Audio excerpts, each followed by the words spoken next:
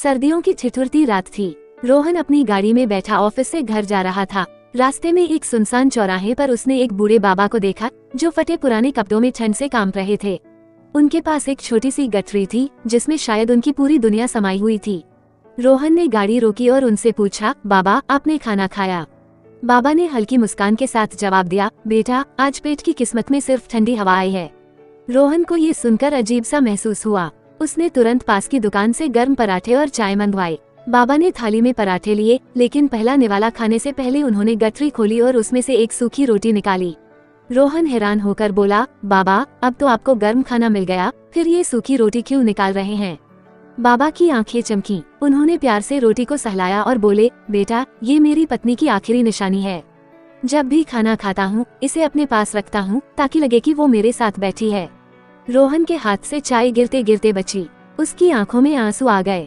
वह सोचने लगा, आजकल लोग अपने जिंदा रिश्तों को भूल जाते हैं और ये बाबा अपनी पत्नी की याद को रोटी में संजोए बैठे हैं। उस रात रोहन ने पहली बार रिश्तों की असली कीमत समझी। रोहन ने बाबा के चेहरे पर झुर्रियों के पीछे छिपी अनकही कहानियों को पढ़ लिया था।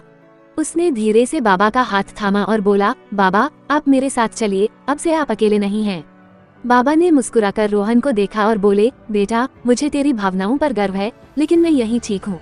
जब तक ये रोटी मेरे पास है मैं अकेला नहीं हूँ।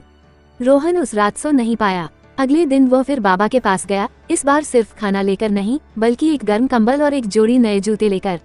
बाबा ने कंबल को सीने से लगाया और आंसू भरी आंखों से कहा, बेटा तेरा ये प्यार मुझे मेरी पत्नी की गर्माहट जैसा लग रहा है।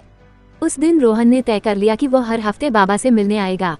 अब उनके लिए वह सिर्फ एक अनजान मददगार नहीं बल्कि एक बेटा बन गया था। समय बीतता गया, लेकिन रोहन और बाबा का ये रिश्ता और मजबूत होता गया।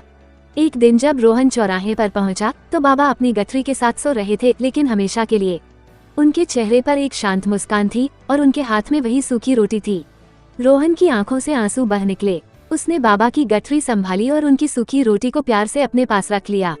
आज भी जब रोहन किसी गरीब को देखता है तो बाबा की वो रोटी उसे याद आ जाती है और वो बिना सोचे मदद के लिए आगे बढ़ जाता है। सीख, रिश्ते खून से नहीं दिल से बनते हैं। छोटी छोटी भावनाएं और यादें ही इंसान को जिंदा रखती हैं। हमें अपने अपनों की कदर करनी चाहिए और दूसरों की मदद करने का कोई मौका नहीं छोड़ना चाहिए, क्योंकि किसी के लिए हमारा एक छोटा सा कदम उसकी पूरी दुनिया बदल सकता है।